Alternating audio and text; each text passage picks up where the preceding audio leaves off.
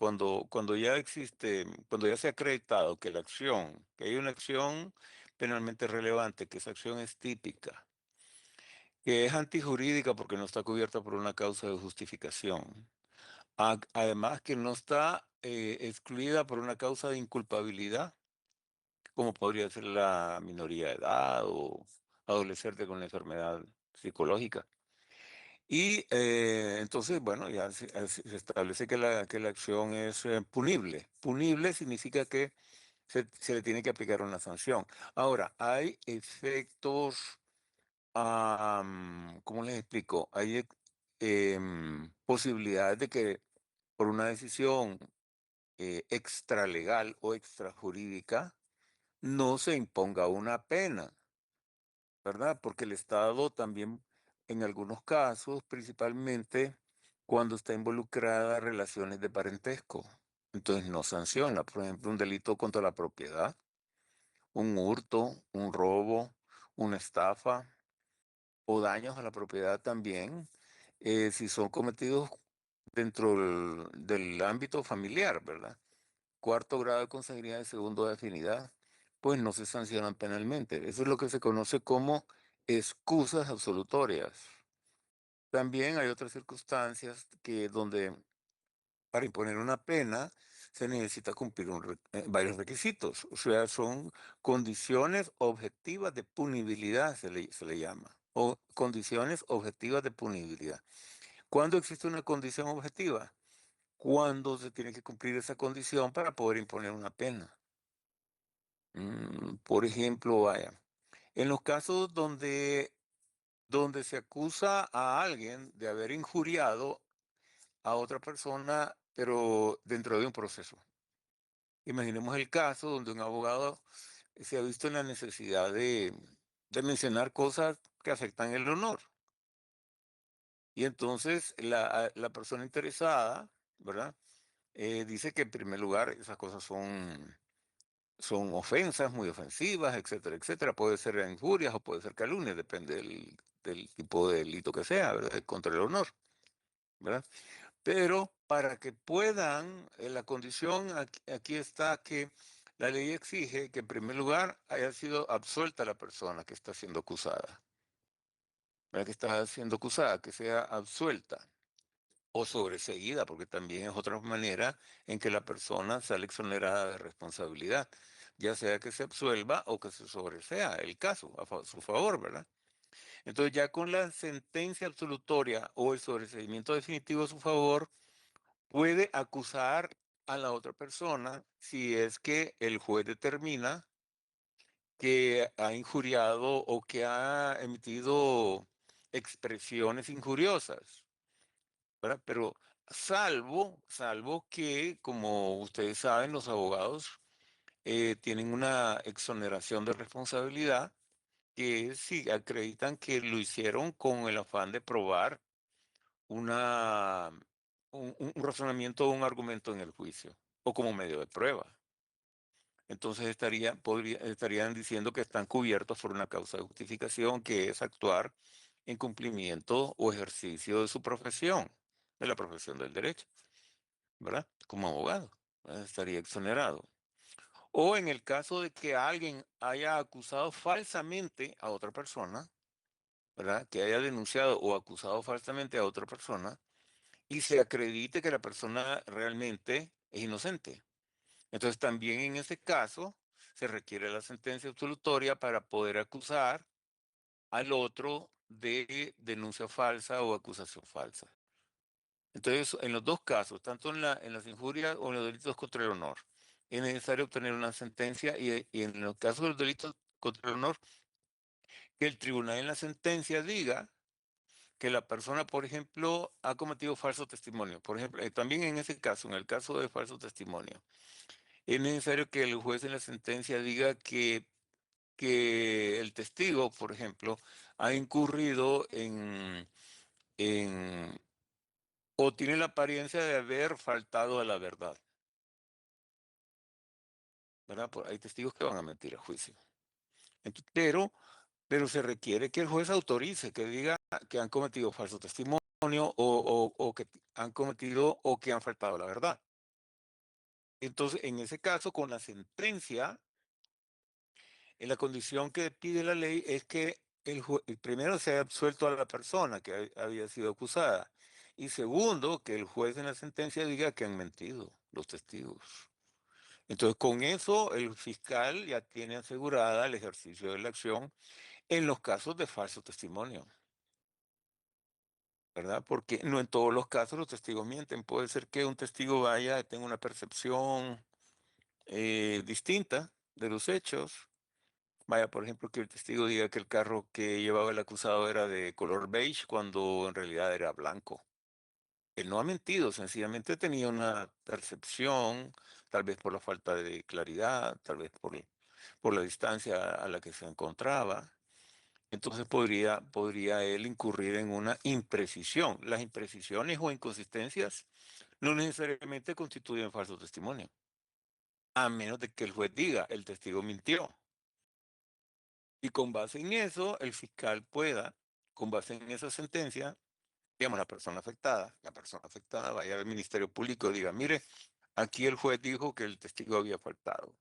Me acusaron falsamente, lo que acredito con esta sentencia que declara mi inocencia o con este sobreseimiento a mi favor. Entonces, con base en eso, el fiscal puede presentar una acusación por falso testimonio o por denuncia falsa o por injurias y calumnias en el caso que también la sentencia lo establezca. Entonces son requisitos que pide la ley. Por ejemplo, o en otro caso, también puede ser cuando una persona ha sido acusada o cuando han sido acusada hay un delito que se llama, em, bueno, es cuando una empresa se ha declarado en quiebra, pero siendo falsa la quiebra. ¿Verdad? Por ejemplo, son delitos que cometen los comerciantes para evadir el pago de sus deudas, ¿verdad? Entonces, o para evadir el pago de una obligación con los bancos o con algunos acreedores. Entonces, puede ser que se declaren deuda falsamente. Entonces, en ese caso, es requisito que haya una investigación, ¿verdad? O un proceso que establezca que en realidad, porque ustedes saben que un negocio puede declararse en quiebra legalmente. Entonces, vaya, por ejemplo, una persona que tiene una empresa, que tiene créditos en los bancos o en el comercio. Y entonces, si la situación, porque puede ser que entre en quiebra por una situación económica, puede ser una devaluación, puede ser un incremento del salario mínimo, puede ser la fluctuación de la moneda, pues, bueno, tantas razones, ¿verdad?, del mercado que puedan dar lugar a una inflación, por ejemplo. Cualquier situación puede ser producto de la economía del país, ¿verdad? O el encarecimiento de los productos de materias primas, etcétera, etcétera.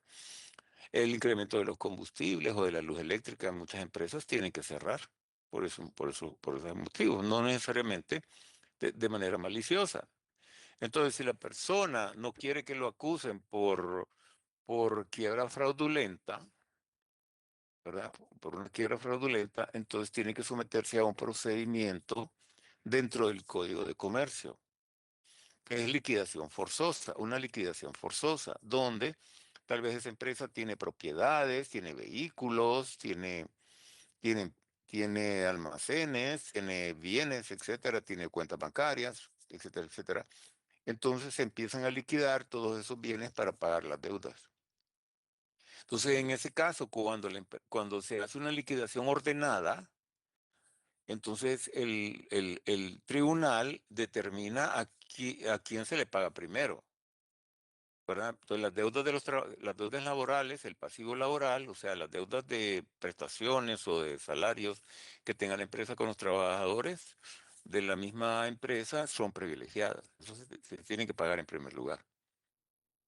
Después hay un orden, ¿verdad? Hay una prelación de créditos que le llaman, un orden establecido. Después vienen cuestiones de alimentos, cuestiones de familia, cuestiones de impuestos, después vienen las deudas con los bancos, después, bueno, otro tipo de deuda, ¿verdad?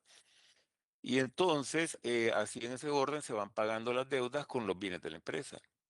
Muchas veces se tienen que liquidar o someter a subasta para ponerlo a la venta al público y con lo que se gane con la venta en subasta pública, entonces se pagan, se pueden empezar a pagar esas deudas.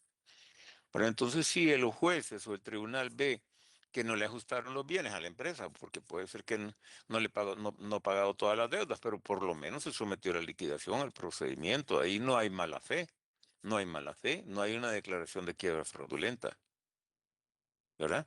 Pero si la persona sencillamente, como ha sucedido también, a los empresarios sacan su dinero y se van y abandonan todo, y entonces los trabajadores quedan sin, no les pagan sus salarios, pagan deudas tributarias, deudas bancarias, deudas. Ese sí es un delito de quiebra fraudulenta, ¿verdad? Y entonces ahí se necesita la sentencia para poder proceder en contra de los socios de esa empresa. Que exista esa sentencia que diga que la quiebra es fraudulenta. ¿Verdad? Entonces, son requisitos que establece la ley. Se llaman condiciones objetivas de punibilidad, o sea, son condiciones que tienen que agotarse para poder ejercer la acción penal pública en contra de los responsables de estos delitos, ¿verdad? Por ejemplo, un caso de excepciones em, de excusas absolutorias, que no sé si le mencioné ese nombre, excusas absolutorias. Por ejemplo, no se exigen los daños que se puedan provocar entre cónyuges o de padres a hijos. Eso incluye daños, incluye delitos de hurto o robos incluso, o estafas dentro del mismo círculo familiar. Pero entonces allí normalmente no existe acción penal por delitos contra el patrimonio dentro del ámbito de la familia, pero sí existe obligación de pago. O sea, desde el punto de vista del derecho civil, sí existe obligación de pagar, de indemnizar los daños y perjuicios, por ejemplo, que ha cometido un hijo o la esposa o el esposo con respecto a los bienes de la esposa, y así dentro del cuarto grado con seguridad segundo de afinidad, ¿verdad? Pero acción penal no hay. También, por ejemplo, en los casos de, vaya, digamos, si una persona, si la mamá, por ejemplo, tiene a su hijo preso, estoy poniendo un caso, ¿verdad? Y el hijo se escapa de la cárcel, comete un delito que se llama un delito de evasión, ¿verdad? O que queda en rebeldía con el proceso o con la justicia, porque se evade ya sea del cumplimiento de una condena o evade un proceso penal. Se pone en rebeldía, se evade de un proceso o evade de un cumplimiento de una pena. ¿Y qué tal si ese muchacho va y se esconde y va donde la mamá y la mamá lo esconde? ¿Qué delito? O la mamá o el hermano o el papá colaboran con su fuga. Entonces ahí la ley permite, en ese tipo de casos, que no se puede ejercer la acción penal contra el pariente que colabora con un hijo en esas circunstancias, en caso de encubrimiento, ¿va? En casos de encubrimiento o en casos de evasión, porque se entiende que hay una ley natural donde los padres, por ley natural, van a proteger a sus hijos. Es natural que lo hagan. Entonces le puede exigir a una madre o a un padre que no proteja a un hijo en esas circunstancias, ¿verdad?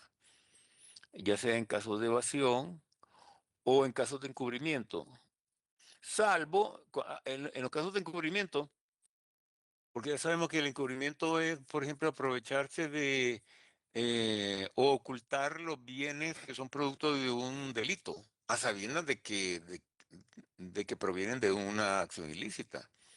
Por ejemplo, viene alguien y le ofrece a usted un motor de un vehículo donde se nota que le han borrado el número de serie o que se lo va a ofrecer por una cantidad que no representa el valor real de ese motor, aunque sea usado, que se lo vayan a ofrecer por 3.000 empiras cuando sabe que ese motor puede costar 15 o 20.000. Entonces no es normal. O que le vayan a ofrecer un Rolex, que es un reloj carísimo, que se lo vayan a ofrecer por 5.000 empiras.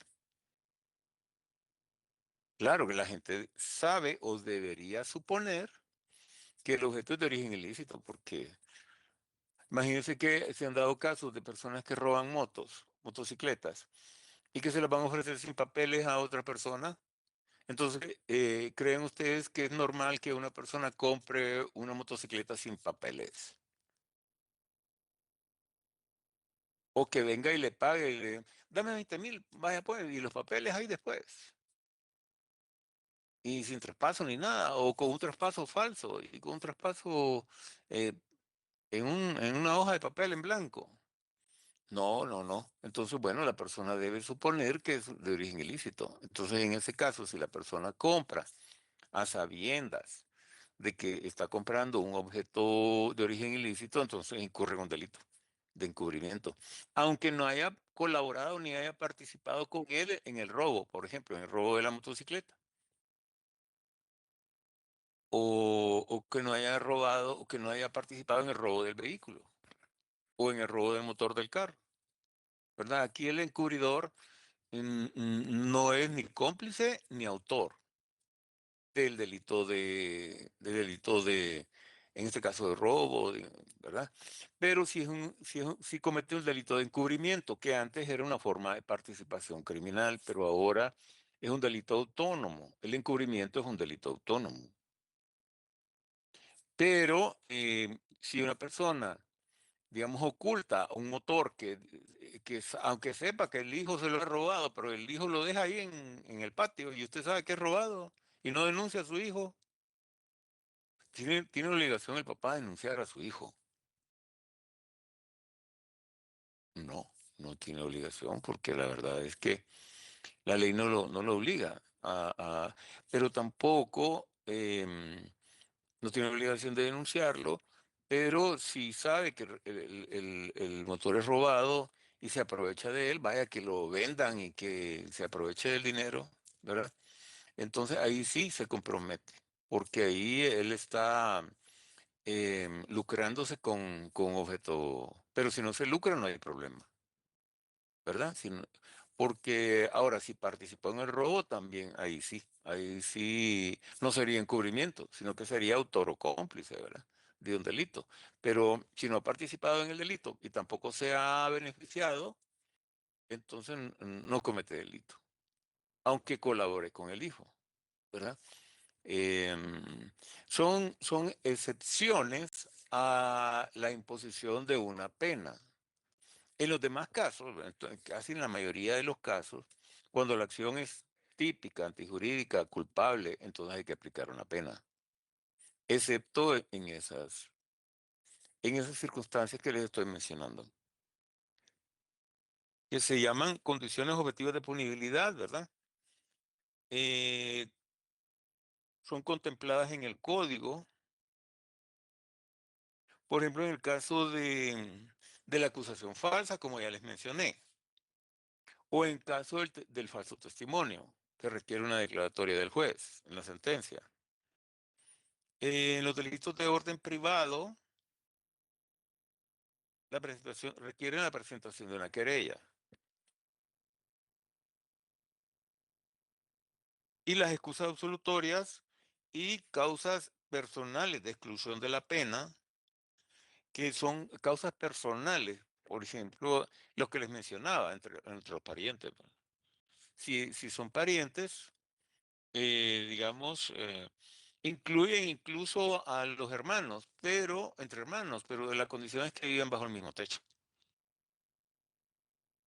¿Verdad? Entonces aquí las excusas absolutorias y las causas personales de exclusión de la pena constituyen aspectos negativos de la punibilidad. Es decir, cuando habla de aspectos negativos significa que no se aplica una pena si no se cumplen si se cumplen estas condiciones, no se aplica la pena. Vamos a ver qué es lo que dice. Este,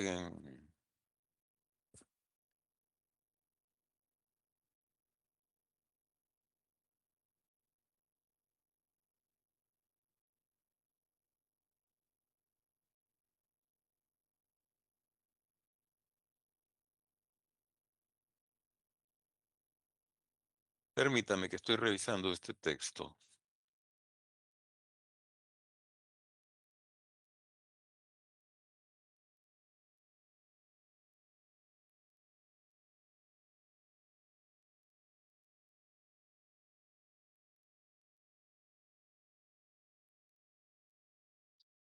Bueno, entonces dice acá que las excusas absolutorias y las causas personales de exclusión de la pena constituyen aspectos negativos de punibilidad, por lo cual su función principal es excluir la pena, aún en los casos en que una conducta sea típica, antijurídica y culpable, ¿verdad?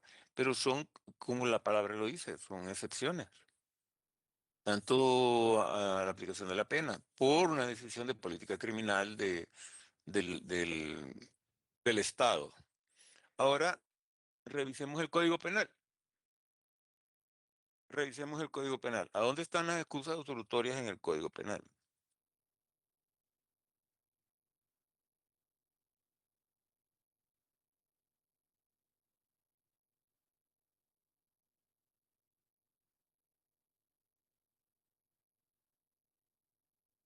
En los delitos contra la propiedad o en delitos patrimoniales. Busquemos los delitos patrimoniales en las disposiciones generales de los delitos patrimoniales.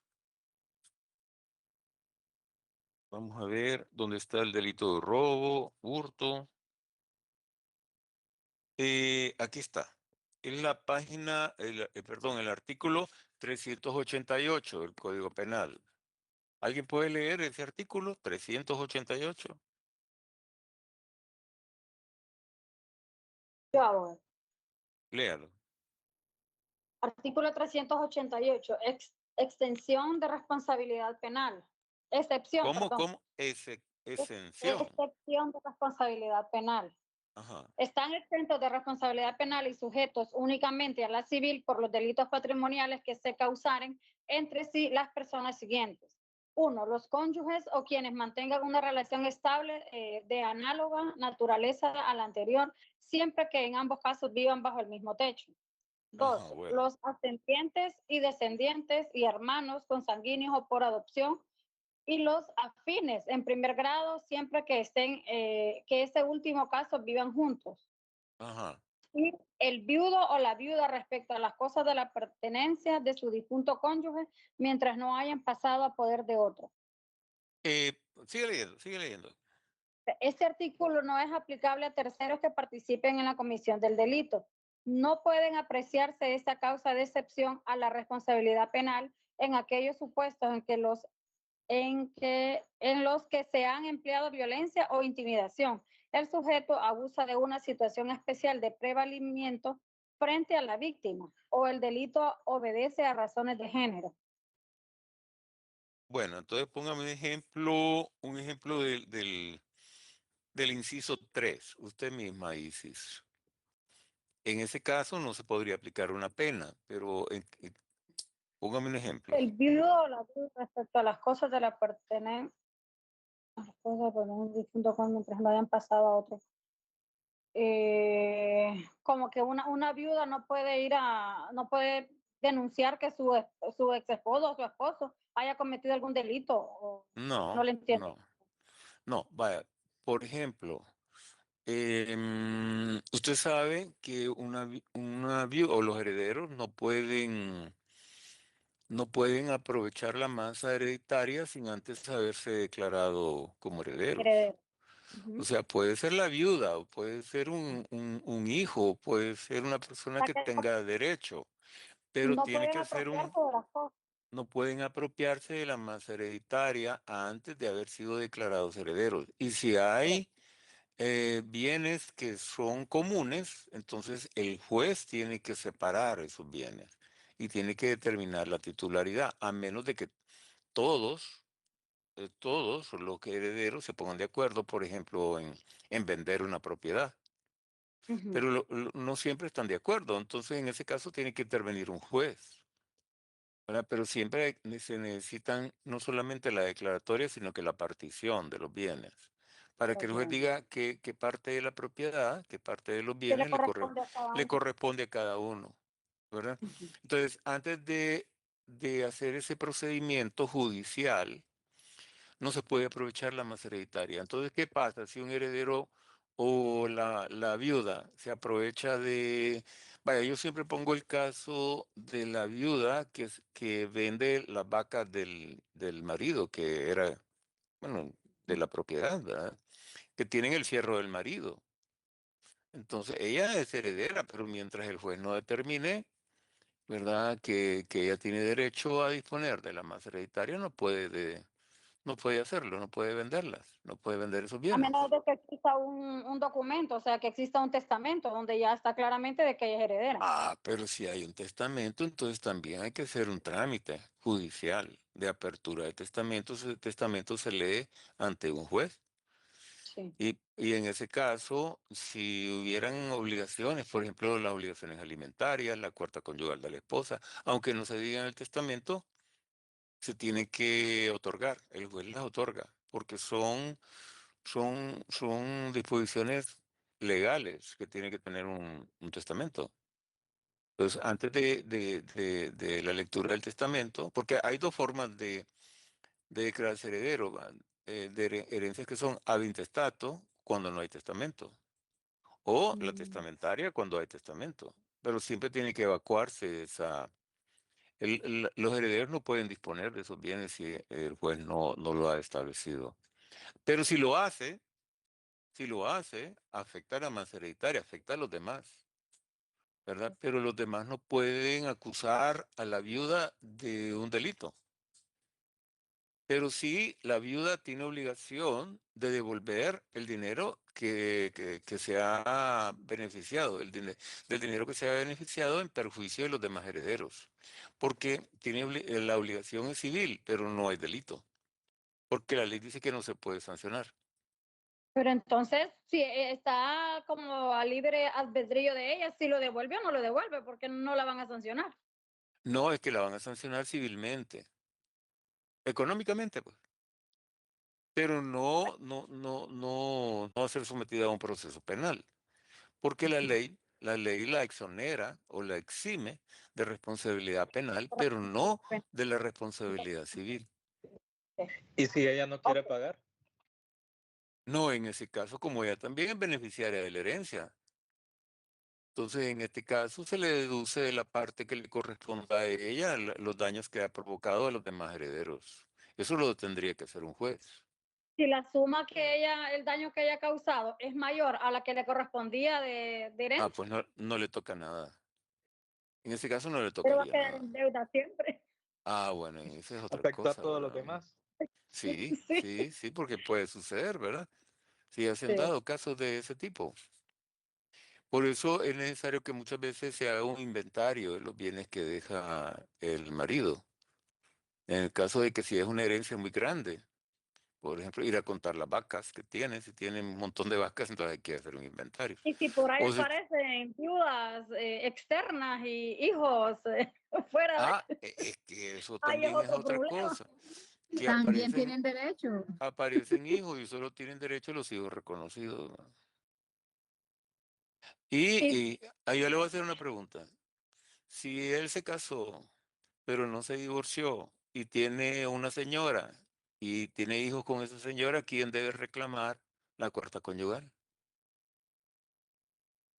¿Quién debe reclamar la la cuarta esposa, conyugal?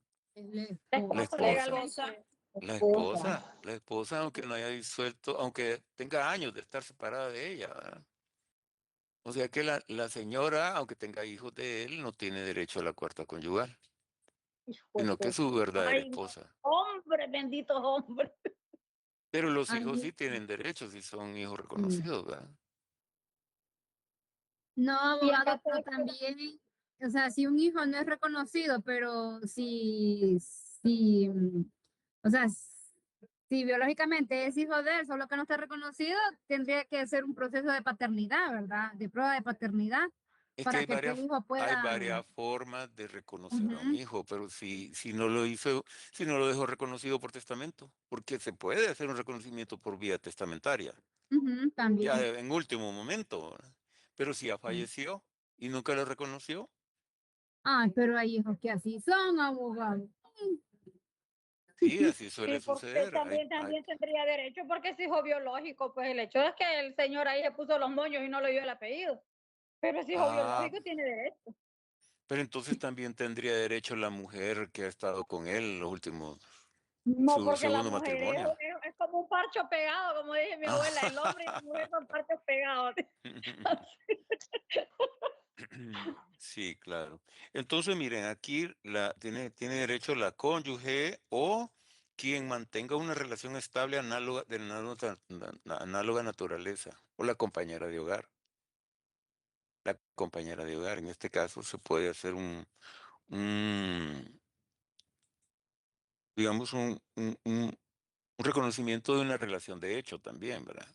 Que sustituye la declaratoria de matrimonio, pero eso se hace en vida.